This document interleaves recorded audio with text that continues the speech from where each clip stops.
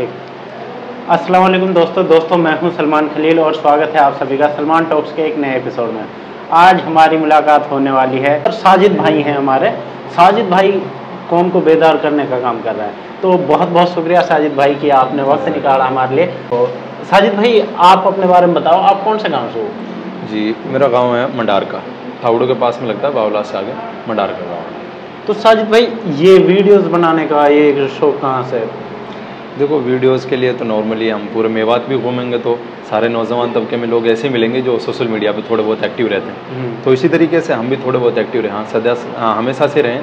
तो बस थोड़ा इस्लामिक कंटेंट डालते हैं, तो उसकी वजह से अल्लाह रब्बुल इज़्ज़त के करम में थोड़ा ज़्यादा वायरल है। किस साल से वीडियो बना रहे हो, मतलब शुरू से बताओ। नहीं, स्टार्टिंग में तो देखो काफ़ी साल हो चुके हैं, जैसे मतलब नॉर्मली 2018, 19 या 20 के समथिंग से वीडियोस डल रही हैं। लेकिन जब से ज़्यादा वायरल है ये अभी ज़्यादा से ज़्यादा 8 से 10 महीने, 10-12 महीने हुए। अच्छा, ये पिछले एक साल में ही आप ज़्यादा वायरल हो? हाँ, बस हाँ। ये तब ये पिछले एक साल में रील्स जब से आई है, मतलब? हाँ, रील्स जब से आई हैं, जब से। अच्छा, उससे पहले भी बनाते थे बट इतना हाँ, मतलब वही फोटो वगैरह डालते थे ना, जिस तरीके से अपलोड बस वही करते थे। अच्छा, उस टाइम तो जब 2018 का समय चल रहा था, मेवात में तो वो मॉडलगिरी चल रही थी, मतलब DSLR रेंट पर लाते थे और शर्ट बदलते थे और फिर फोटो खिंचवाते थे। आपने भी किया है वो काम? नहीं, फोटो वगैरह तो हमने भी लिए हैं, बिल्कुल ऐसी कोई बात नहीं है। अच्छा। हाँ, लेकिन बिल्कुल ऐसे नहीं था, बिल्कुल जहालत या फिर सब इसलिए हमने तो मॉडल ही बनाया फिर वगैरह वगैरह, ऐसा कुछ। थोड़े साजिद अली भी निब्बा तो रहता है। देखो, वक्त होता है, जिस तरीके से माहौल होता है, लोग में थोड़ा बहुत तो उस तरीके का असर रहता है। हाँ, बाकी वक्त के साथ अपने आप एक इंसान बदल ले, वो एक बड़ी बात है। साजिद भाई, आपने सबसे पहले जो रील बनाई थी वो पता है उसके बारे में कि कौन सी वायरल हुई? हाँ, तो वायरल के लिए देखो नॉर्मली एक वीडियो बनाई थी मैंने। हाँ, मुझे उसके पूरे लाइन तो याद नहीं है अच्छी तरीके से, बट वो हमारे हुज़ूर पाक सल्लल्लाहु अलैहि वसल्लम और उम्मत के रिलेटेड वीडियो थी। तो वो वीडियो मैंने बनाई थी और नॉर्मली खेत वगैरह पे जाते हैं सुबह घूमने के लिए, तो वहाँ मैं गया था। तो वहाँ जा कर के वो रील अपलोड की, तो शाम को जब मैंने देखा तो वो नॉर्मली 50,000 चली गई थी। अच्छा, एक दिन में? हाँ, एक ही दिन में 50,000 जो वो चली गई थी। तो गांव में सभी लोग जैसे मतलब नॉर्मली बच्चे वगैरह होते हैं, फ्रेंड्स होते हैं, तो बोल रहे भाई साजिद भाई तेरी एक वीडियो वायरल निकल गया। तो मैंने भी देखा जाकर कि हाँ, एक वीडियो वायरल था। फिर उसके बाद में नॉर्मली सारे वीडियोज़ ही। साजिद भाई, जब आपने रील बनाना शुरू किया, मतलब आप शुरू से तो आपने ये नाचने वाचने की तो कभी नहीं बनाई थी, मतलब पहली वीडियो इसी तरह ही बनाई थी? हाँ, मतलब देखो इस्लामिक कंटेंट पहले स्टार्टिंग में वो क्या था, देखो शुरू के दौर में तो मतलब फ़ोटोज़ वगैरह सभी लेते हैं, कुछ ऐसी वीडियोस हमने भी अपलोड की थी। बट इसी के साथ साथ मैं काफ़ी लंबे समय तक वीडियो डालता था इस तरीके की कि लोगों को जो है बस पता चले। ये कोई थिंकिंग नहीं थी कि भाई हमें वायरल होना है, यहाँ जाकर ये करना है, वो करना है, ऐसा कुछ भी नहीं था। और एक काफ़ी लंबे समय तक मैंने ऐसी वीडियोस डाली जिनमें मैंने अपनी बातें कही और सिर्फ मैं ये चाहता था कि ये बातें बस लोग सुने, बाकी इसके अलावा कुछ भी नहीं। तो उन्हीं बातों में निकलते निकलते आज आप तो शुरू में तो ऐसा पैसा कमाने का कोई नहीं, कि ऐसा कुछ भी कोई थिंकिंग ही नहीं थी, कोई ख्याल ही नहीं था कहीं। अच्छा, जब जैसे फैमिली में पापा को पता चला कि वीडियोस बनाता है, तब पापा का क्या रिएक्शन? देखो, नॉर्मली तो अल्लाह का शुक्र है, मेरा अब्बू जान मुझे वैसे तो किसी काम के लिए मना नहीं करते। उनको इतना भरोसा है मेरे ऊपर, मतलब मैं कुछ भी काम करता हूँ, कुछ भी आज तक इतनी उम्र हो चुकी है मेरी, उन्होंने मुझसे किसी भी काम के लिए किसी भी तरीके से मना नहीं किया। मतलब उनको कहीं ना कहीं ये लगता है कि लड़का जो भी कर रहा है ना सही कर रहा होगा, गलत नहीं कर रहा होगा। पहली वीडियो मतलब खुद नहीं देखी थी या किसी रिश्तेदार ने भेजी हो, उन्हें दिखाई हो कि तुम्हारा लड़का ये क्या कर रहा है? भाई ये है भाई, अब्बा को पता किसने दिखाई थी, क्या दिखाई थी मुझे नहीं पता। नहीं, मतलब बोला तो होगा उसने क्या? हाँ, मतलब स्टार्टिंग में जब मैं वीडियोस बनाता था तो नॉर्मली जैसे उस टाइम पे इतना लोग बाग भी जानते नहीं थे कि भाई सोशल मीडिया इतनी बड़ी चीज़ है या फिर इतना कुछ भी हो सकता है इस पर, हमारी भी कोई ऐसी थिंकिंग नहीं थी। तो नॉर्मली पापा कहते थे कि थोड़ा पढ़ाई लिखाई पे ध्यान दो, क्या वीडियोस वगैरह में लगे रहते हो। लेकिन मतलब इतने स्ट्रिक्टली मना नहीं किया कि भाई बिल्कुल ये काम छोड़ दो। हाँ, कहीं ना कहीं ये था कि कर रहा है ठीक है, करता रहे, कोई बात नहीं। तो आपने पढ़ाई कहाँ तक की थी? हाँ, पढ़ाई मैं नॉर्मली 12th किया मैंने। अच्छा, उसके बाद मैं ITI गया था, तो ITI तो मुझसे पूरी नहीं हुई, छोड़ दी मैंने बीच में। फिर वही कंप्यूटर डिप्लोमा वगैरह, बस यही सारी चीज़ें की। अच्छा, तो भाई आपने सिर्फ यही कंटेंट क्यों चुना? मतलब मेवात में बहुत सारे कंटेंट है कि जैसे फॉर एग्जांपल मैंने अपनी शुरुआत की थी मीम्स है, ठीक है, तो मैंने मीम्स पर काम करना शुरू किया था 2020 के समथिंग में। उसके बाद फिर मैं फेसबुक पर आया तो मैं पर्सनल अकाउंट पर मैंने स्टोरीज़ लिखनी शुरू की मेवात के मुतालिक जो सोशल इश्यूज़ हैं उन पर। तो फेसबुक पे लोग मुझे जानने लगे कि यार ये लड़का बहुत अच्छा है, बहुत अच्छा लिखता है, इसकी थिंकिंग बहुत सही है। बट उन्हें जब मेरे इंस्टाग्राम अकाउंट का पता चला कि यार ये तो मीम्स भी बनाता है, मतलब फिर वो गुड गोबर हो गया उस चीज़ का कि वो बोले कि यार इधर तो क्या ही कर रहा है, उधर ही क्या कर रहा है। आपने सिर्फ इस्लामिक कंटेंट क्यों चूज़ किया? देखो, नॉर्मली अल्लाह का शुक्र है शुरू से ही इस्लाम से तो हम जुड़े ही हुए हैं, मतलब मुसलमान, हर मुसलमान जुड़ा होता है वैसे तो नॉर्मली, लेकिन अल्लाह का शुक्र है अम्मी जान ने हमारी तरबियत ऐसी की है कि शुरू से ही मैं अच्छा खासा जान, मतलब अपनी हैसियत के मुताबिक जो मेरे मेवात के अंदर, बाकी हमसे ज़्यादा जानने वाले नॉर्मली जो बच्चे होते हैं नॉर्मली बस उनसे मैं थोड़ा ज़्यादा जानता था इस्लाम के बारे में। मतलब जब छोटा था तो जैसे ज़्यादा नबियों के वाक़े मुझे आते थे क्योंकि अम्मी ने सिखाए थे सारे। ज़्यादा नबियों के वाक़े, ज़्यादा नबियों की बातें या फिर ऐसी सारी चीज़ें, मतलब कलमा पढ़ना, ये सारी चीज़ें जैसे नॉर्मली बचपन में सीखते हैं, तो वो सारी चीज़ें अल्लाह का शुक्र पहले से ज़्यादा आती थी। और घर वालों ने इसके ऊपर फोकस अच्छा किया था, बिकॉज इसका सारा क्रेडिट जाता है। तो जब जैसे रात में जब हम सोते हैं तो जब छोटे छोटे होते हैं तो मम्मी से कहानी कहवाते थे, तो अम्मी जान क्या किस तरह की कहानी? बस आज तक कभी, मतलब आज भी मुझे अच्छी तरीके से याद है, खूब अच्छी तरीके से याद है। तो ऐसा हुआ करता था, हम 2 भाई हैं, तो हम हैं तो 3, छोटा एक अभी, लेकिन उस टाइम पे हम 2 ही थे और उसके बाद 2 हमारी बहनें। तो हम रहा करते, तो शाम का वक्त जब होता था तो हम दोनों भाई एक दूसरे से ये कहा करते थे कि भाई घर चल, और आज वो वाक़या मम्मी से सुनना है, वो आधा रह गया था। अच्छा। तो मम्मी कभी हाजी कासिम है उनका वाक़या बताती थी, कभी हज़रत यूसुफ़ अलैहिस्सलाम का सबसे ज़्यादा वाक़या बताती थी, और हज़रत मूसा का, हज़रत ईसा का, जितने भी उनको याद थे। वैसे तो अम्मी जान इतनी मतलब पढ़ी नहीं है जैसे मतलब आलिमा होती है। अच्छा। लेकिन अल्लाह का शुक्र है उन्हें बहुत अच्छी, मतलब इसके बारे में पता बहुत कुछ था। अच्छा, मेमोराइज कर रखा था, याद कर रखी थी, अच्छी अच्छी नाते नज़में, तो वो सारी चीज़ें बताती थी। हम भी एक्साइटेड रहते थे कि भाई ऐसा समझो जैसे उस टाइम पे मतलब टीवीज़ बहुत होते थे घरों के अंदर। उस टाइम जब लोगों को ये रहता था ना कि चलो घर चल के वो नाटक देखनी है या फिर वो पिक्चर आने वाली है, तो वहीं कहीं ना कहीं हमें ये रहता था कि आज वो वाक़या मम्मी से जाके सुनना है, वो अधूरा रह गया था, तो वो बात सुननी है, वो बात सुननी है। तो इसी का अल्लाह का शुक्र है, इसीलिए हमें थोड़ा सा नॉर्मली जैसे होता है ना कि भाई कहीं पर दीनदारी कम होती है, कहीं पर ज़्यादा होती है। तो मेवात के अंदर आप जानते हो कि किस कदर उस टाइम पे तो खैर कुछ ज़्यादा ही होता, तो उस टाइम पे हम नॉर्मली बच्चों से ज़्यादा जानते थे इस मामले में, क्योंकि हमें सब कुछ बताया जा रहा था, हमें सिखाया जा रहा था टाइम टाइम। तो सारा क्रेडिट इसका तो अम्मी जान के लिए। तो जब आपने कंटेंट शुरू किया, रील्स का कंटेंट शुरू करने लगे, रिस्पॉन्स अच्छा मिलने लगा, फिर कैसे कैसे ग्रो किया है आपने? देखो नॉर्मली इंस्टाग्राम पे तो जब मैं एक्टिव था तो मेरा कभी ये थिंकिंग नहीं थी कि भाई हम वायरल निकले, यहाँ से कुछ भी हो, ऐसी कोई बात नहीं थी। स्टार्टिंग डेज में सिर्फ ये था कि लोगों तक मेरी बात बस पहुँच जाए। उस टाइम पे ज़्यादातर हो क्या रहा था कि मतलब मुसलमानों पर जगह जगह जुल्म किए जा रहे थे, और फ़िलिस्तीन गाज़ा का वार भी, मतलब वार तो अब हुआ है लेकिन उन पर जुल्म स्टार्टिंग से ही किया जा रहा है, और 1948 से शुरू हो रहा था। तो लोगों को ना ज़्यादातर पता नहीं था, मतलब अब तो पता है सब लोगों को भाई फ़िलिस्तीन क्या है, गाज़ा क्या है, वहाँ पर कितने जुल्म हो रहे हैं, कितने, लेकिन उस टाइम पे लोगों को पता नहीं था, लेकिन जुल्म हो रहे थे बराबर, हो रहे थे। तो उनके बारे में हमें पता था, क्योंकि हम अपने आलिमों के पास बैठते थे, हमारे मौलवी साहब हमें बताते रहते थे कि भाई ये सब कुछ हो रहा, तो जो वहाँ पे बैठते हमें पता रहता। तो मैं बस ये था कि किसी न किसी तरीके से आवाज़ लोगों तक पहुँचे, लोगों को पता चले कि पता तो चले कि बस पता चले, बिल्कुल हाँ यही बस इसीलिए हम वीडियोस बनाने हमने स्टार्ट किए थे, और वही चीज़ें हमने डाली बस जिनसे लोगों को कुछ ना कुछ खबर मिले, कुछ ना कुछ पता चले, और वो कहीं ना कहीं उनके भीतर कोई जज्बा पैदा हो, वो खुद ख्वाहिशमंद हो कि हाँ हमें इस चीज़ के बारे में जानना चाहिए। इंस्टाग्राम पे मैंने 2 पेज बना रखे हैं, तो एक पे तो हमारे 1,27,28,000 हैं, और जो हमारी मेन अकाउंट है उस पर 2,37,000। अच्छा, ये 2 अकाउंट पे बना रखे हैं? देखो जब मैंने स्टार्टिंग की थी, हमारी वीडियोस कुछ वायरल होने लगी, तो एक हमारे भाई हैं, वसीम नाम है उनका, वो नॉर्मली रहते हो तो जर्मनी में है लेकिन है हिंदुस्तान के ही। तो उनका मैसेज आया था मेरे पास में, तो कहने लगे कि माशाल्लाह बड़ी अच्छी आवाज़ है आपकी और काफ़ी अच्छा कंटेंट बनाते हो। तो उनसे बातचीत होने लगी, तो वो कहने लगे कि साजिद भाई आप एक काम करो, एक सेकेंडरी अकाउंट और बनाओ अपना, बिकॉज अंधभक्त बहुत है हिंदुस्तान में, तो आपका अकाउंट बैन करवा सकते हैं। तो इसके सेफ्टी के लिए आप एक बैकअप अकाउंट रखो, अगर इन फ्यूचर ऐसा कुछ होता है तो आपका एक बैकअप अकाउंट जो है वो सेफ रहेगा, आप उस पर काम करते रहना। फिर ऐसा हुआ भी, मतलब पहले तो थोड़े कमेंट्स वगैरह आते थे, उनमें नॉर्मली मैं इग्नोर करता था, बाकी जो मुसलमान आ जाते तो वही रिप्लाई कर देते थे उनको। तो और फिर ऐसा हुआ कि जब फ़िलिस्तीन के लिए ज़्यादा वीडियोस अपलोड होने लगे मेरे अकाउंट पे, तो नॉर्मली इंस्टाग्राम वालों ने मेरे अकाउंट को डाउन कर दिया। जो भी वीडियोस हाँ, तो जो भी वीडियोस फ़िलिस्तीन के लिए थी वो नॉर्मली डिलीट करने लगे, या फिर जो इन पे अबू बैदा का नाम था, मैंने डाली थी कुछ वीडियोस, वो नॉर्मली डिलीट करने लगे उनसे। तो अकाउंट मेरा इतना ज़्यादा माइनस चला गया, जहाँ मिलियंस में व्यूज़ थे वो आकर के 20-30 हज़ार पहुँच गए, और अकाउंट बिल्कुल डाउन ही डाउन जा रहा था। तो फिर मैंने अपना जो फ्रेम चेंज कर दिया, पहले मैं यूँ वीडियोस अपलोड करता था, फिर यूँ करने मैंने स्टार्ट कर दिए।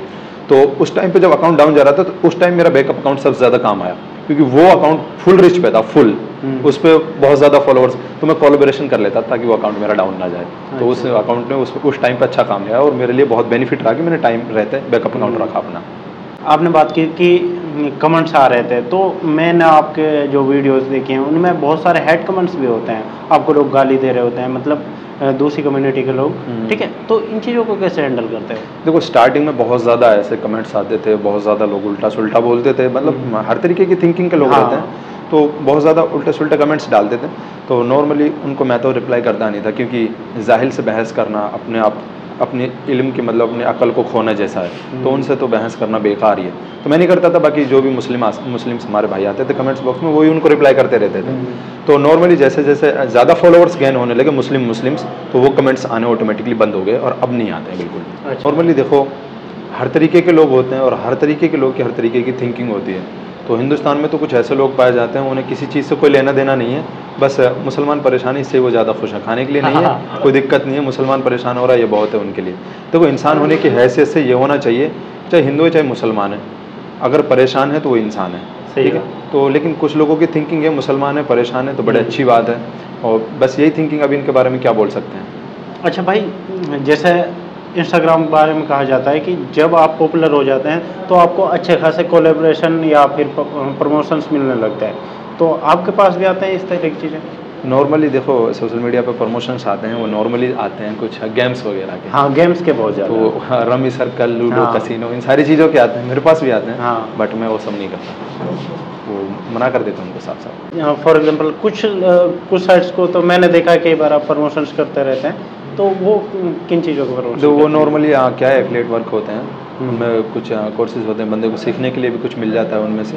तो वो एक मतलब जुआ वगैरह ऐसा कुछ भी नहीं, उसमें सीखना पड़ता है, मेहनत करनी पड़ती है, काम करना पड़ता है, फिर आपकी अर्निंग भी उससे कर सकते हो। जैसे नॉर्मली फेसबुक एड सीख लिया, फिर प्रोडक्ट सेलिंग सीख लिया, ये वो काम है, इनमें तो मतलब बंदे ये तो स्किल हो गई। हाँ, स्किल्स हैं सारी की सारी, बाकी हम इस चीज़ों को प्रमोट नहीं करते जिनसे सामने वाले का कोई नुकसान है। अच्छा भाई, इंस्टाग्राम जैसे लोगों को लगता है कि इंस्टाग्राम बहुत सारा पैसा देता है अगर आपके 1 लाख फॉलोअर्स हो जा रहे हैं, तो बताओ कि इस बारे में। ये बस थिंकिंग है, बाकी कुछ भी नहीं है। इंस्टाग्राम कुछ नहीं देता, इंस्टाग्राम नहीं देता है, बाकी प्रमोशंस आते हैं, कोई कंपनीज के कोलैबोरेशन आ रहे हैं, तो उनसे आप अच्छा खासा पैसा कमा सकते हो। तो आपने मतलब कितना अर्न कर लिया होगा इससे, इंस्टाग्राम से?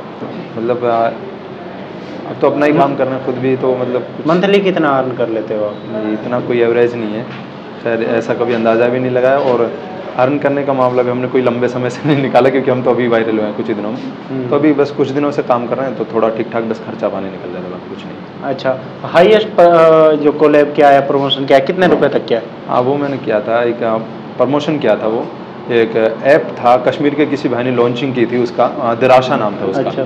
तो उस पर अरबी बोलना पढ़ना सिखाया जाता था, और अच्छे खासे जो लोग थे जिनको अरबी के बारे में नॉलेज थी, तो वहाँ पर वो सारी चीज़ें वो सिखाते थे, तो उसका मैंने प्रमोशन किया था। उसके तब तो मेरे फॉलोअर्स भी काफ़ी कम थे, 80-90 हज़ार या शायद 1 लाख के समथिंग, तो उन्होंने मुझे उसके 12,000 रुपये थे। यूट्यूब पर भी तो आप हो, यूट्यूब पर आप इतने वायरल नहीं हो? हाँ, यूट्यूब पर वायरल नहीं है इतना, नॉर्मली ज़्यादातर सोशल मीडिया पर देखा जाए तो बंदा एक ही जगह ज़्यादा वायरल रहता है, हर जगह नहीं रह सकता। हाँ। तो यूट्यूब पर हम अभी वैसे भी हमने काफ़ी पीछे कदम रखा है यूट्यूब के ऊपर, तो अभी अल्लाह का शुक्र है चैनल भी मोनेटाइज है, वहाँ पर भी डालते रहते हैं। और 30,000 के समथिंग हमारे सब्सक्राइबर्स। वैसे 30,000 कम नंबर नहीं होता। हाँ, यूट्यूब के मामले से 30,000 एक बड़ा आंकड़ा है। मैं देख रहा था आपकी प्रोफाइल, तो आपने उवैद मिर्जा के साथ कोलैब कर रखा था, तो इनसे कैसे मुलाकात हुई और कहाँ पर आप घूमने के लिए गए थे? हाँ, वही जो मैं आपको बता रहा था वर्क इसमें स्किल्स के बारे में, तो वो कंपनीज जो होती हैं तो वो ट्रिप्स निकालती हैं, कुछ टारगेट होते हैं उनको जब कंप्लीट किया जाता है तो ट्रिप पे भेजती हैं खुद अपनी तरफ से। तो उसी तरीके से वो भी उवैद मिर्जा भी उसी कंपनी में थे, मैं भी, और हमारे साथ एक हमारे तीसरे साथी भी थे, साबिर पठान नाम है जिनमें, हम तीनों थे और तीनों ने टारगेट अचीव किया था, इसलिए हम गोवा गए थे घूमने के लिए। अच्छा, तो वही मुलाकात हुई। वो स्पॉन्सरशिप ट्रिप थी मतलब? हाँ, स्पॉन्सर। तो ये इसमें कंपनी का कितना खर्चा आया होगा? अब ये क्या बताएं भाई, कंपनी का जितना आया होगा तो फ्री में हम तो स्पॉन्सरशिप देते हैं। हाँ। मेवात के लोगों को आपके बारे में इतना ज़्यादा नहीं पता है। हाँ, ये बिल्कुल सही बात है। मेवात के लोगों को मतलब मेवात में तो बहुत कम लोग मुझे जानते हैं। हाँ, बाकी अल्लाह का शुक्र बाहर के लोग हैं जो ज़्यादा जानते हैं, ज़्यादा फॉलोअर्स हैं जो मेरे बाहर के ही, मेवात के नहीं, पता नहीं क्यों है। अच्छा, ये आपकी जो आवाज़ है माशाल्लाह बहुत अच्छी आवाज़ है, अल्लाह ने आपको ये आवाज़ दी है और अल्हम्दुलिल्लाह आप इस चीज़ का फ़ायदा भी उठा रहे हैं, मतलब अपनी आवाज़ से लोगों को जागरूक करने का काम कर रहे हैं, तो ये भी एक अच्छी बात है। तो इस आवाज़ के ऊपर किस तरह का रिस्पांस मिलता है, लोगों का क्या मानना है अब आपके आवाज़ को लेकर? देखो भाई, मुझे तो देखो नॉर्मली लगती है, खैर हाँ। बाकी लोगों के बड़े प्यारे प्यारे कमेंट आते हैं कि भाई अल्लाह ने आपको बड़ी प्यारी आवाज़ दी है। अब भाई अल्लाह का शुक्र है दी है, तो भाई आवाज़ को लेकर के काफ़ी अच्छे रिएक्शन है लोगों के। अल्लाह ने आपको काफ़ी खूबसूरत बनाया है। अब मतलब लोगों की आवाज़ का एक मामला होता है, अल्लाह ने आपको वो भी आवाज़ दिया, आपकी केरी आंखें दी हैं, रंग गोरा दिया है, हट्टे कट्टे हो। जिम कितने दिनों से जा रहे हैं? जिम वगैरह तो मैं नॉर्मली ज़्यादा नहीं हूँ, मुझे हमेशा से ही देसी वर्कआउट पसंद है। मैं अच्छा, घर पर ही वर्कआउट? घर पे करो या फिर बाहर खेत वगैरह पे जाकर के करो, लेकिन देसी करो, मैं वही करता हूँ थोड़ा बहुत जो भी। तो रेगुलर बेसिस पे? हाँ, रेगुलर करता हूँ। अब तो नॉर्मली जब से सोशल मीडिया पर थोड़ा कम हो गया है, लेकिन स्टार्टिंग में पहले बहुत ज़्यादा करता था। अच्छा, तो ये फजर की नमाज से पहले करते हो या फिर बाद में? शाम में? फजर की नमाज के बाद। तो नमाज 5 टाइम की पढ़ते हो? नमाज 5 वक्त पढ़ता है, अल्लाह का शुक्र। अच्छा, इसके अलावा मस्जिद में और टाइम निकालते हो? हाँ, मस्जिद में मतलब नॉर्मली जब दुकान पर रहता हूँ तो टाइम नहीं लगता। तबलीग से जुड़े हुए आप? हाँ, बिल्कुल जुड़े। तो तबलीग के बारे में कैसा एक्सपीरियंस है आपका? हाँ, बड़ा अच्छा एक्सपीरियंस है, बिकॉज देखो तबलीग, देखो बहुत से लोगों की उल्टी थिंकिंग होती है तबलीग को लेकर के, कुछ उल्टा सुल्टा सोचते हैं या फिर कुछ भी बोलते हैं। तो मेरे हिसाब से खासकर किसी भी मुसलमान की थिंकिंग नहीं होनी चाहिए। बिकॉज हर मुसलमान को ये चाहिए कि भाई इस्लाम का मैसेज दूसरों तक जा रहा है, दूसरों तक बातें पहुंचाई जा रही, किसी भी तरीके से काम इस्लाम का हो रहा है ना, बस ये है कि वो हराम तरीके से ना हो रहा हो या फिर ऐसे तरीके से ना हो रहा हो जिसके लिए मना किया गया हो। अब तबलीग एक ऐसी चीज़ है जिससे हो सकता है कि भाई हम दूसरों तक अपनी बातें ना पहुंचा सकें या फिर अपना टाइम नहीं निकाल सकें, लेकिन जब हम तबलीग से जुड़ते हैं तो हम स्पेशली टाइम भी निकालते हैं। जब टाइम निकाल के कहीं जाते हैं तो हमें लगता है कि हम अपना वक्त निकाल करके आए हैं, तो हम जितना अपना अच्छा जो है वो दूसरे को बता सकते हैं, सिखा सकते हैं या फिर सीख सकते हैं। खुद वहाँ जाकर के सीखना ही होता है सबसे बड़ी बात, तो वो सबसे बेस्ट है तबलीग का इस हिसाब से अगर देखा जाए, क्योंकि मैसेज जो है इस्लाम का फैलाया जा रहा है उससे कोई फ़र्क नहीं पड़ता कि कैसे फैलाया जा रहा है, बस हराम नहीं होना चाहिए, जिसके लिए मना किया गया शरीयत से वो तरीका नहीं होना चाहिए। तो कितना हाईएस्ट कितने दिन लगाए हैं आपने तबलीग में?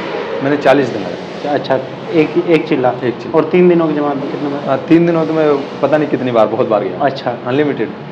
भाई आपने मेवात लीडरशिप के ऊपर अभी कुछ वीडियोस बनाई, तो मुझे ऐसा लगता है कि यार मेवात के जो लीडर्स हैं ना, उन्होंने जो जनता की जो आवाज़ है ना उसको हमेशा दबाया है। मतलब उन्होंने अपने तब तक तो यूज़ किया है जनता को जब तक उन्हें वोट चाहिए, तब तक तो कोई नेता कहता है कि भाई थाने में ठोकर बाजेंगी, कोई नहीं कहे कि भाई पहाड़ पहिया लग जाएंगे, कोई नहीं कहे कि भाई पुलिस तार पीछे पीछे डोलेगी, और कोई नहीं कहे कि आपके हम इतने बड़ो पद लाएंगे कि आप तक कोई मेवात में लाए ना। मतलब हर एक नेता ने एक आपको एक वो दे दिया, लॉलीपॉप दे दिया है कि आपके नु करेंगे। जैसे ही वो जीत जाओ फिर उनके वादे इरादे सब धरे रह जाएं। तो देखो नॉर्मली ना मुझे क्या लगता है, मेरे हिसाब से मेवात को पीछे रखने में नेताओं ने बहुत बड़ा किरदार निभाया है, और इसमें जो सबसे मोटी कमी है वो मेवात के लोगों की खुद है।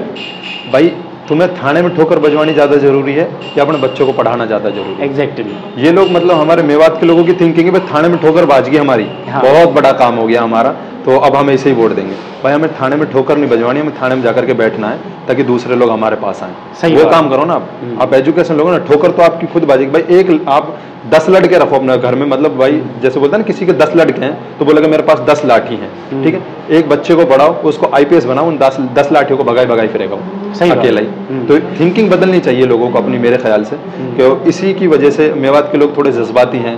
थोड़ी इनसे ऐसी बात कही जाए जो इनकी बहादुरता को दर्शाती है, फिर तो वैसे इनका कोई वही तोड़ ही नहीं रहता। तो मुझे लगता है कि इसका बड़ा फायदा उठाया गया है इस सब में।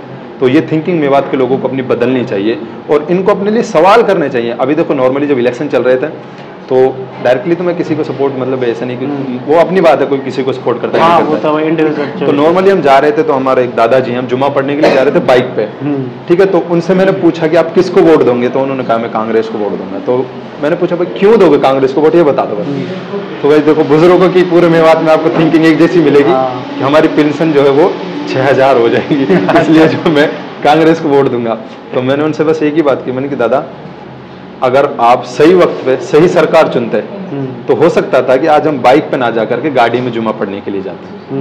आप ऐसे लोगों को चुनते जो आपको यूनिवर्सिटीज देते, आपके आने वाले बच्चों के लिए स्कूल देते, एजुकेशन पे ध्यान देते, या फिर कोई ऐसी चीज आप खेल के मैदान बनाते, तो आई थिंक ऐसा हो सकता था। देखो एक थिंकिंग है इस मामले में की जा सकती है कि भाई अगर आपने सही टाइम पे सही सरकार चुनी होती तो मुमकिन था।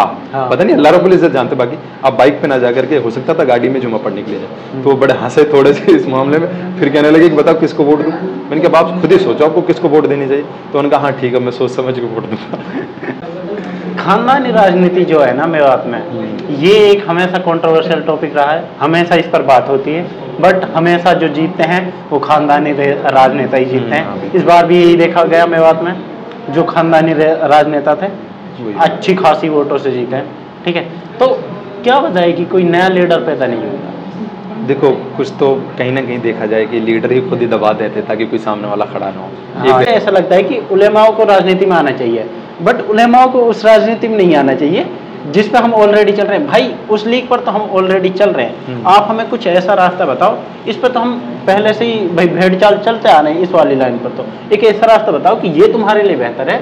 तुम पार्टी के नाम के पीछे मत जाओ, तुम एक चेंज करो, एक शुरुआत करो कि बदलाव की, कि यहाँ से ऐसा बदलाव होगा, ये सही है आपके लिए, ये गलत है।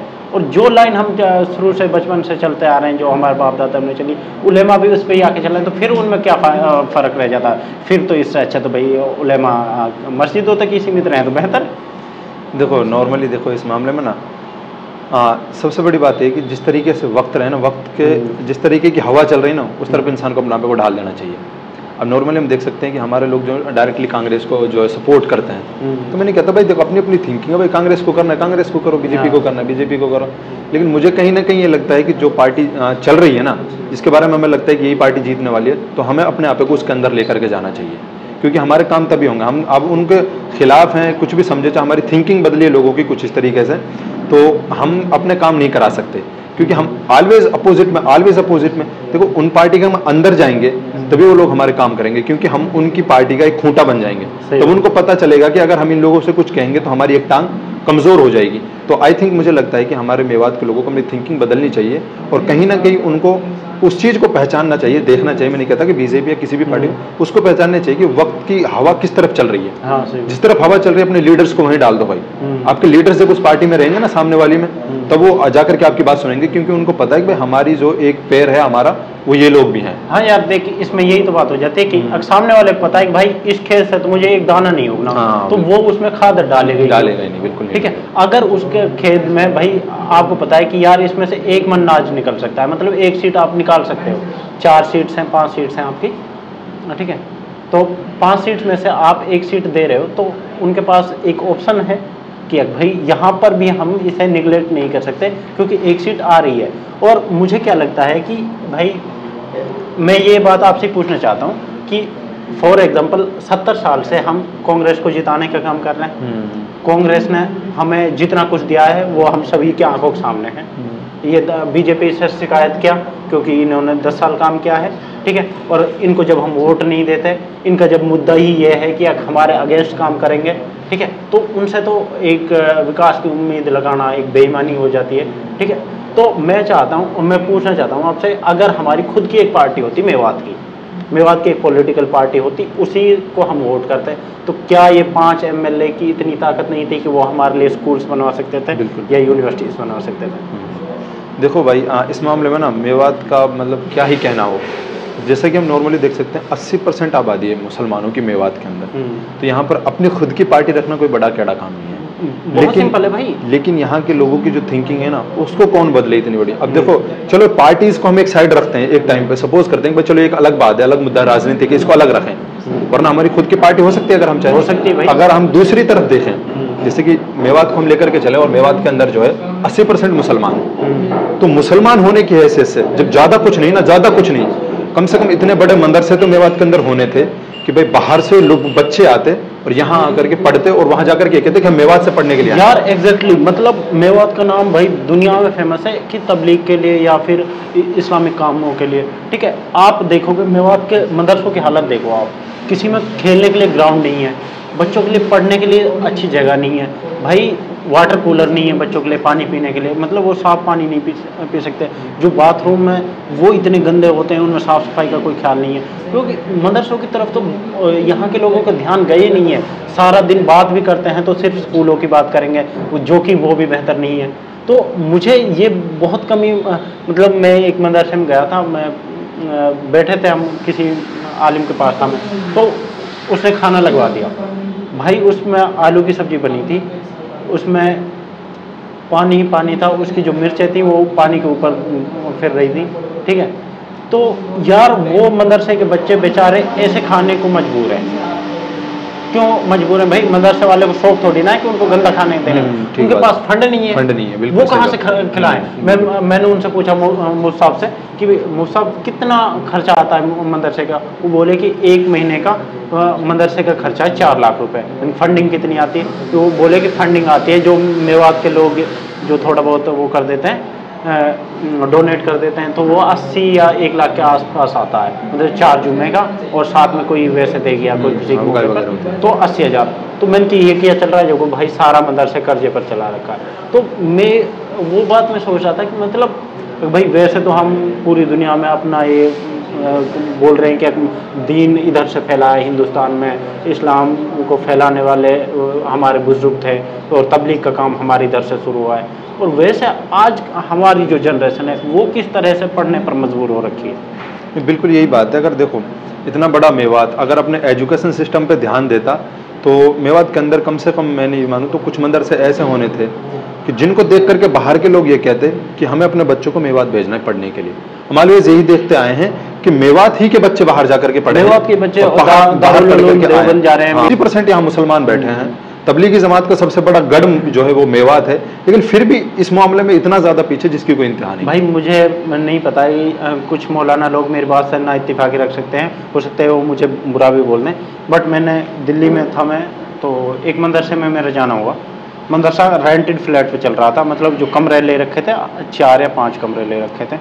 इतनी गंदी बिल्डिंग थी वो, उसमें एक फ्लोर पे मदरसा चल रहा था, उसमें कुछ बच्चे थे भाई, इतने गंदे रूम्स थे उसके, ऐसी टूटी हुई सफ़ेद थी, ठीक है भाई। हर चीज़ को आप ये कहकर जस्टिफाई नहीं कर सकते ना भाई अल्लाह का काम है, तुम भाई उनकी भी तो जीवन है यार, उन्हें खुली से हवा, बच्चे हैं, वो विकास हो रहा है उनका, इसी उम्र में उनके ख्याल बदल रहे हैं, तो आप उनको रख के इसी जगह रहे हो, इतनी गंदी जगह में।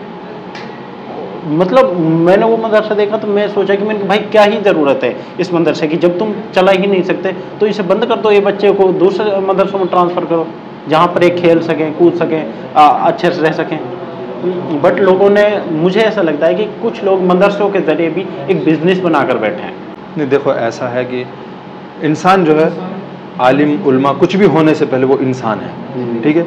और अल्लाह रब्बुल इज़्ज़त ने हर इंसान के पीछे शैतान को लगाया है, चाहे वो आलिम है चाहे कोई भी है, और शैतान जो किसी को कभी भी गुमराह कर सकता है, ठीक है। मोर देन होता क्या है कि हमारे जो नॉर्मली देखते हैं हम कि भाई मेवात में बहुत ज़्यादा कहा जाता है कि भाई इन्होंने अपना काम धंधा बना रखा है, ठीक है।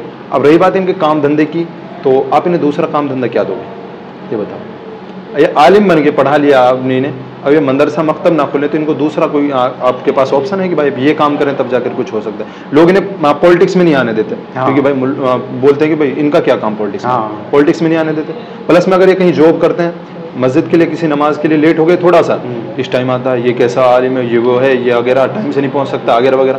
अगर वो अपने पार्ट टाइम के लिए किसी स्कूल में पढ़ाता है बच्चों को, कोई काम करता है दूसरा, इतना पैसा वहाँ से कमा रहा है, इतना यहाँ से कमा रहा है, इसको क्या चीज़ की क्या ज़रूरत है। प्लस में गांव में उनकी जो इमामत करते हैं लोग, उनकी जो सोल होती है, मंथली सैलरी होती है या फिर सालाना होती है बहुत सी जगहों पे, वो भी कंप्लीट नहीं देते लोग। आधे गांव देता, आधा नहीं देता, नाज आधा पहुंचा आधा नहीं पहुंचा। अब वो लोग, आप ये सपोज करके चलो कि हमारे पास सब कुछ है, फिर भी हम कहीं ना कहीं कमी महसूस करते हैं, भाई ये चीज़ और होती, ये चीज़ और होती, तो वो लोग इस सब किस तरीके से अपनी लाइफ एडजस्ट करते हो। बिल्कुल। तो इसके पीछे देखो हमने भी बहुत कमियां डाल रखी हैं खुद ने, हम उनको डायरेक्टली नहीं कह सकते यही लोग गलत। मैंने कहीं पर एक लाइन पढ़ी थी कि अगर आप मदरसे के बच्चों को, उलेमाओं को, जो बच्चे पढ़ रहे हैं उनको आप कोई स्किल नहीं सिखा रहे, उनको कोई हुनर नहीं सिखा रहे, तो वो आगे चलकर दीन बेचेंगे, ठीक है। और वो कहीं ना कहीं इधर दिखती है क्योंकि उनके पास कुछ करने के लिए है नहीं, दूसरी स्किल्स तो नहीं। अब भाई बड़ा परिवार है, 2000 रुपये या 1500 रुपये मिलते हैं मंथली सैलरी जो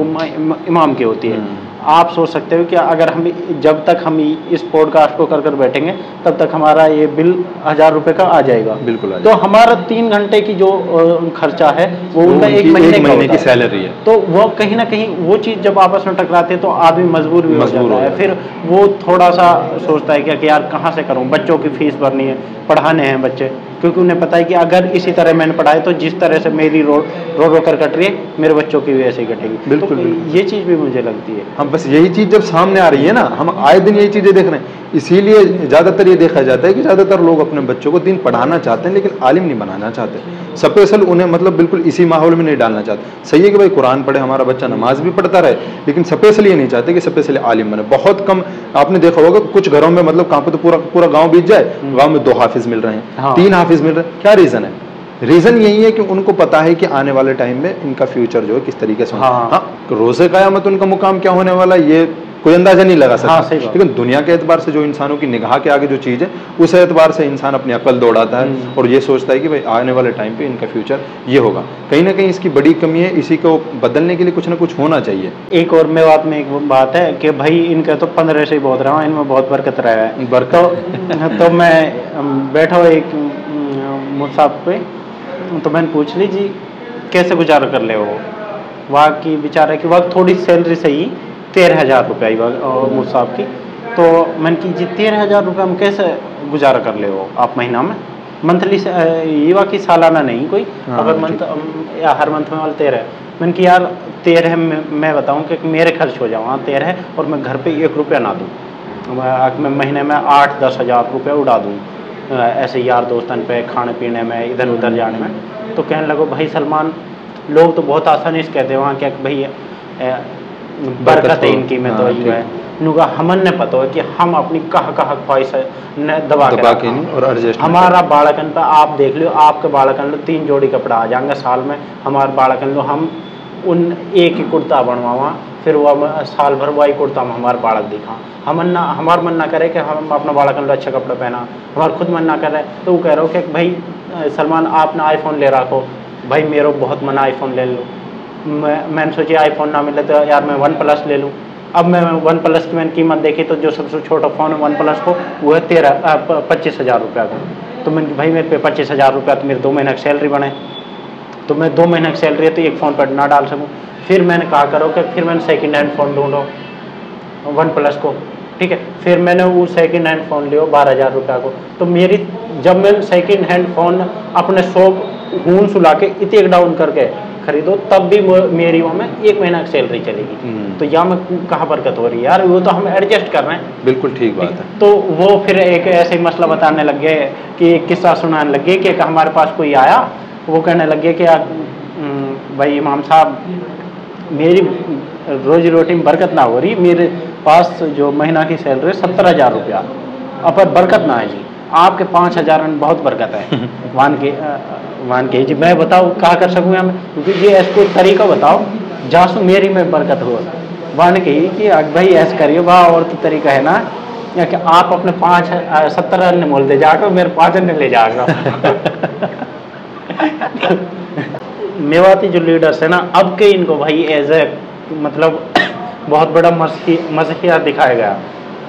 तो आपको लगता है कि इतनी ये वैल्यू रखते हैं जितना इस बार के इलेक्शन में लोगों ने इनकी हवा बनाई थी? देखो मेरे हिसाब से ना मेवात के लोगों को हर बार कुछ नया करना चाहिए। अब जिन पार्टीज़ को हम जिताते हैं, जिन हम लीडर्स को हर बार चुनते हैं, अब ज़रा ये तो निगाह डालकर देखो, सपोज करो किसी को हमने 3 या 4 बार रेगुलरली जिताया, अब ये देखो उसने हमारे लिए किया क्या, भाई हम क्यों उसे 4 साल तक लगातार चुन रहे हैं। बहुत से लोग होते हैं कि सिर्फ वो अच्छा इंसान है, बाकी भाई बोलने चालने से अच्छा इंसान नहीं होता। सही बात भाई, एक नॉर्मल इंसान है आपसे अच्छी खासी बातचीत कर रहा है वो एक अलग बात है। हाँ। एक लीडर है उसका बोलना चालना अच्छा नहीं है, उसका अच्छा है आपके लिए काम करना। वो आपके लिए कितना काम कर रहा है वो है उसकी अच्छाई। अब लीडर तो कोई ऐसा होता ही नहीं जो किसी से खामखा गुत्ता फिरे या फिर किसी को गाली देगा, वो तो सबके लिए अच्छा है, सबसे अच्छे से बात करेगा चाहे कोई भी हो। तो इसके लिए मेवात के लोगों को ना ऐसे लीडर्स चुनने चाहिए जो उनके लिए काम कर रहे हों, और मुझे तो मेवात में कोई लीडर ऐसा नजर नहीं आता जो स्पेशली कुछ मेवात के लिए करता हो। साहब देखो अभी हाल ही में इलियास साहब जीते, इलियास साहब अब तक 5 बार विधायक बन चुके हैं। आफ्ताब अहमद जीते, आफ्ताब अहमद अब के 3री बार विधायक बने हैं। मोहम्मद खान साहब जीते तो खान साहब भी 2 बार विधायक बन चुके हैं। अभी तक इनकी तरफ से कोई ऐसी स्टेटमेंट नहीं आई कि इन्हें नेता प्रतिपक्ष का नेता बनाया जाए, विपक्ष का नेता बनाया जाए। अगर वोटिंग परसेंटेज के हिसाब से देखा जाए तो मोहम्मद खान की सबसे बड़ी जीत थी, ठीक है। तो उनको बनाया जाना चाहिए। सीनियरिटी के लेवल पर देखें तो आपको भाई इलियास साहब को बनाना चाहिए क्योंकि 5 बार के विधायक हैं। अगर इस तरह भी नहीं तो अगर पुराने लीडर्स में देखा जाए तो आफ्ताब अहमद को। बट इन तीनों की तरफ से अभी तक कोई ऐसी स्टेटमेंट नहीं है कि आके इनको भी हक चाहिए, ये खुद का हक नहीं मांग पा रहे हैं पार्टी से कि कभी पार्टी नाराज हो जाए, तो आपको लगता है कि ये लोगों का हक मांगेंगे? क्या हक मांगेंगे? बिल्कुल ठीक बात है। और इनसे बात कह दो ना कि आप लॉजिक के साथ बात कह दो क्या कि भाई नहीं, इस तरह से नहीं होना चाहिए, कांग्रेस ही खुदा नहीं है, कांग्रेस के अलावा भी बहुत सारी पार्टीज हैं, आप कांग्रेस से एक बार बिछड़ कर देखो, कांग्रेस आपका काम शुरू कर देगी। ओवैसी के बारे में क्या सोचते हो आप? मेरे ख्याल से ओवैसी बिल्कुल ठीक है भाई, मेरी थिंकिंग उनके लिए 100% राइट है।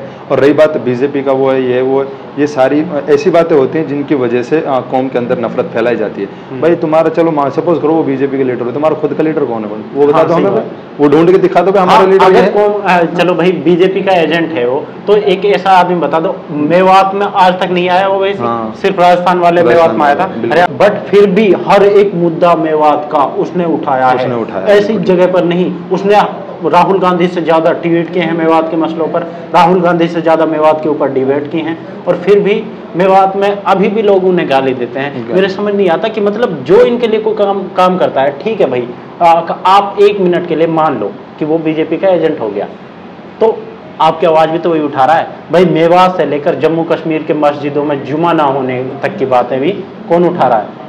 ओवैसी साहब उठा रहे हैं। देखो मेरे ख्याल से वो बिल्कुल ठीक हैं, और वो इंसान इतने सालों से खुद कह रहा है जब कि भाई बीजेपी से मेरा कोई रिलेटेड नहीं है, मेरी खुद की पार्टी है उसकी, और वो खुद मेहनत भी कर रहा है, हम देखते भी आए हैं, उसकी तो बात कहिए, भरोसा नहीं है। लेकिन जैसे कई अफवाह उड़ी की बीजेपी का दूसरा आदमी कहते हैं ना कि वो चाहे कुछ भी मत हो, कुछ भी हो, बस उसकी बात लबैक हो गया। तो बस यही लोगों में कमी है, क्योंकि भाई जो चीज़ हम अपनी आंखों से देख रहे हैं, आए दिन देख रहे हैं, भाई कुछ भी है कैसा भी हमारे लिए काम कर रहा है ना, कौम के लिए काम कर रहा है ना, हक की आवाज़ उठा रहा है ना, मुसलमानों के लिए बात, तुम इस चीज़ को देखो ना। बाकी चीज़ एक बाद का मामला हुआ, तुम्हारे काम हो रहे हैं ना, काम निकल रहे हैं ना, उससे तो काम निकालो। मेवात का जो मुआसरा है, जो इसमें से जो नौजवान हैं वो थोड़े से भटक गए हैं, नशाखोरी की एक लत है वो बहुत ज़्यादा आम हो चुकी है, लोग नशा पर बात नहीं करना चाहते, अय्याशियों की बात नहीं करना चाहते। मेवात में जो जिस्म फरोशी का जो काम है वो भी बहुत बड़े लेवल पर आजकल बढ़ा है, ठीक है, इन चीज़ों पर कोई बात ही नहीं करना चाहता। क्या वजह है कि मेवात के जो हालात हैं वो और ख़राब होते जा रहे हैं? देखो भाई कहीं ना कहीं मेवात के लोगों ने खुद ने ही इन सारी चीज़ों में कमियां डाली हैं, कि जैसे होता है ना, अगर किसी गांव में कोई काम गलत होना स्टार्ट हुआ, उसे तभी रोक दिया जाए तो ठीक है, आपने उसे इग्नोर किया, एक बंदा कर रहा था, फिर उसे 2 करेंगे, फिर उसे 3 करेंगे, और एक वक्त ऐसा आएगा क्या पता आधा गांव वो काम करने हाँ, फिर लोगों पूरा गांव, फिर वो सारी बातें ऐसे लगेंगी एक आम बात है, कुछ भी नहीं, कोई मामला नहीं, भाई सभी लोग करते हैं। तो इसके लिए अगर स्टार्टिंग में ही जो उस काम को रोक दिया जाए तो सबसे बेहतर होता है। इसी तरीके से ये जो नशाखोरी मेवात के अंदर आई है, तो हमें ये नहीं सोचना चाहिए कि आई है, मुझे लगता है कि ये आई नहीं, लाई गई है, क्योंकि मेवात जो है ना वो कोई सिर्फ मेवात नहीं है, कुछ लोगों के नज़रिए में मेवात एक बहुत खतरनाक चीज़ है। सही बात। तो इस खतरनाक चीज़ को ना तोड़ने के लिए उसके अंदर कमियां डालनी चाहिए, तो जब उनके अंदर कमियां आएंगी तो वो कमज़ोर हो जाएंगे, फिर जब उन पर कुछ ना कुछ बात आएगी ना तो वो कुछ नहीं कर पाएंगे। तो इसी तरीके से मुझे लगता है कि मेवात के अंदर नशाखोरी आई नहीं है, लाई गई है, ताकि मेवात में जो किसी भी कौम का जो सबसे मजबूत जड़ होते हैं ना वो होते हैं नौजवान। जो नौजवान ही कमज़ोर हो जाएगा तो फिर चाहे मेवात के ऊपर कुछ भी करो कुछ भी मत करो, कोई फ़र्क नहीं पड़ता किसी भी चीज़। भाई मैं अभी रैली में गया था, एक में मतलब मैं रैली कवर करने गया था, मैं सोच रहा था कि उसे वीडियो बनाऊँ, उस वीडियो तो रैली में बहुत ज़्यादा भीड़ थी, जगह मिल नहीं रही थी, तो मैंने क्या किया कि जो अनाज मंडी की डंडा जो होता है उससे मैं कूद कर इंटर कर गया अनाज मंडी में। तो पीछे की जब साइड में आया तो क्या हुआ कि भाई इतने सारे इंजेक्शन्स पड़े थे, टैबलेट्स पड़ी थी, और वो सिरिंज वगैरह पड़ी थी। मैंने देखा, मैं हैरान रह गया, मतलब नुह के अंदर ओपन जगह में इतनी सारा नशा। मैंने कहा भाई किस लेवल पर जा रही है, मैंने कहा उड़ता पंजाब नहीं उड़ता मेवात हो रखा है, इतना सारा नशा हो रहा है। नहीं देखो नॉर्मली ना मेवात के अंदर ये चीज़ बहुत ज़्यादा बढ़ चुकी है, और जिन लोगों को ना मेवात वालों ने इतना शोर शराबे से इतने धूम धड़ाके से जिताया ना, उन लोगों तक ये बात जानी चाहिए, वो लोग इसके लिए एक्शन ले, अपने जो यहाँ की पुलिस है, प्रशासन है, उससे कहे इस मामले में, और कैसे भी कुछ भी चाहे किसी भी हद तक कोई भी मेहनत करनी पड़े। ऐसा नहीं होता कि भाई ये काम एक दिन में ख़त्म हो जाएगा, फैलने में टाइम लगा है तो ख़त्म होने में भी टाइम लगेगा, लेकिन इसके ऊपर स्ट्रिक्टली एक्शन लिया जाना चाहिए, और ये चीज़ मेवात के अंदर से ख़त्म करनी चाहिए। और मेवात में पता है ये चीज़ फैलती क्यों ज़्यादा है, कि जैसे कि मान लो मेवात के अंदर प्ले ग्राउंड्स है ही नहीं बिल्कुल भी, कहीं पर भी कोई अच्छा ग्राउंड नहीं है पूरे मेवात में, नहीं कोई अच्छी आपको यूनिवर्सिटी मिलेगी, मस्जिद मदरसा, मतलब कुछ भी चीज़ ऐसी नहीं मिलेगी जिससे देख करके कर। अब नॉर्मली ये होता है कि हर गाँव में मैदान होते, ठीक है, नॉर्मली हर जगह खेलने की चीजें होती, तो बच्चे खेल की तरफ अट्रैक्टिव होते हैं, खेल की तरफ अट्रैक्टिव होते तो लोगों में कंपटीशन होता, वो उससे अच्छा खेलता, वो उससे अच्छा खेलता, तो फिर क्या होता, आप मुझसे अच्छे खेल रहे हो तो मैं ये सोचूंगा कि भाई मुझे कुछ भी करना पड़े पर मैं आपसे अच्छा खेलूंगा, फिर मुझे अपने आप पे क्या करना पड़ेगा, मुझे उन चीजों से अपने आप को रोकना पड़ेगा जो मेरी सेहत को नुकसान दे रही है। अगर लोगों में खेल की तरफ इनकी जो रुझाव बढ़ता, बाकी फिजिक को लेकर के रुझाव बढ़ता, तो नॉर्मली आप बंदा खुद ही ऐसा काम नहीं करेगा। जब पता अगर हमारा गांव का भाई 50 बच्चे 100 बच्चे हैं, 50 जाकर के ग्राउंड में खेल रहे हैं, उनको दिख रहा है कि हम एक दूसरे से पीछे अपने आप को भी सोचेंगे इसमें हम बेस्ट हों, तो खुद ही ऐसी चीजों की तरफ नहीं जाएंगे, क्योंकि उनको पता है कि मैं पहले ही वीक चल रहा हूँ और भी ज्यादा वीक हो जाऊंगा। वो कुछ भी मेहनत करेंगे, कुछ भी करेंगे, अपने आप को स्ट्रॉन्ग बनाएंगे, कमजोर नहीं बनाएंगे। तो मेवात के अंदर ये सारी चीजें लानी बहुत ज्यादा जरूरी हैं, इन्हीं चीजों की वजह से ये सारी चीज खत्म होंगी, वैसे नहीं होगी। जैसे सरकार ना आई तो इन एमएलओ की आप बोलेंगे लोग कि यार बेचारा की सरकार ही ना आई, कहा कर तो भाई ये बता दो कि हर डिस्ट्रिक्ट का एक फंड होता है, वो सबको मिलना ही होता है, ठीक है। आप अगर सरकार नहीं आ रही है तो बस ये हो सकता है कि आपके जो कुछ स्पेशल काम थे, जैसे यूनिवर्सिटी का हो गया या कोई बड़ी हॉस्पिटल का हो गया, ये काम नहीं, बाकी जो शहरों की सफाई है उसके लिए पैसा आता ही है, छोटी छोटी सड़कों के लिए पैसा आता है, नालियों के लिए पैसा आता है, गांव के रास्तों के लिए पैसा आता है, ये तो आता ही है। तो आप इनसे ये कह दो कि अगर ये बेचारे नहीं है, जो फंड आए तो अपने गांवों के काम करा लेना। देखो भाई बिल्कुल ये नॉर्मल बात है, चाहे कोई भी पार्टी जीते, क्योंकि हर जगह पार्टी दो ही होती है, एक हारती है और एक जीतती है, और सब लोग जो जीतने वाली की तरफ नहीं होते। हाँ, लेकिन इसका मतलब ये नहीं कि जीतने वाली पार्टी हारने वाले को कुछ नहीं देगी। हाँ। क्योंकि भाई उनका जो हक है उनको देना पड़ेगा। हाँ। तो इसी तरीके से अगर सरकार ना भी आए तो तब भी भाई मेवात का जो हक है वो मिलेगा, डिस्ट्रिक्ट का पूरा रहेगा। तो अब भाई पहली बात तो खुद ही उनका ये फर्ज बनता है कि भाई जो आया है उसको मेवात के अंदर लगाया जाए। दूसरी कि मेवात के लोगों को जागरूक होना चाहिए, चाहे कोई हारे चाहे जीते, उससे कोई फर्क नहीं पड़ता, अपने हक के लिए आवाज उठानी चाहिए। और वो अब भी जीते हुए हैं, चाहे पार्टी नहीं आई तब भी वो जीते हुए हैं, और उनसे सवाल करें कि भाई हमारे काम काज क्यों नहीं हो रहे, क्योंकि काम कभी नहीं रुकते, चाहे कोई पार्टी हारे चाहे जीते। तो मेवात के जो बच्चों को, नए नौजवान है, आपको बहुत सारे लोग फॉलो करते हैं, उनको क्या संदेश देना चाहोगे आप? बस यही है संदेश भाई, देखो अपने आप को फिजिकली, मेंटली, एजुकेशनली हर तरीके से स्ट्रॉन्ग बनाओ, और अपने लिए मतलब भाई ऐसी चीज़ें सोचो कि भाई हमारी मेवात जा कहाँ रही है। अगर मेवात का जो यंग जो जनरेशन है ना, वो मेवात के लिए सोचने लगी ना, फिर किसी को सोचने की कोई ज़रूरत नहीं है, सारे मसले खुद ब खुद हल होने लगेंगे। तो बहुत बहुत शुक्रिया दोस्तों, आपने यहाँ तक अगर आप आए हो तो आपने पूरा ही सुना होगा। तो ऐसे ही किसी और पॉडकास्ट में हमारी आपके साथ मुलाकात होगी। कमेंट सेक्शन में ज़रूर बताएं कि साजिद भाई के साथ हमने बात की तो आपको ये पॉडकास्ट कैसा लगा। साथ में इसमें कुछ पॉलिटिकल बातें हो गई हैं, तो थोड़ा सा अगर गुस्सा आए तो उसे कंट्रोल करना, क्योंकि हम भी चाह रहे हैं कि एक मेवात के जो लोग हैं उन्हें थोड़ा सही चीज़ों के बारे में पता चले। ऐसा नहीं है कि मैं और साजिद भाई सारा कुछ जानते हैं, बस हम अपनी इसे एक कोशिश कर रहे हैं छोटी सी। तो ऐसे ही किसी और पॉडकास्ट में मुलाकात होगी, तब तक के लिए अस्सलाम वालेकुम।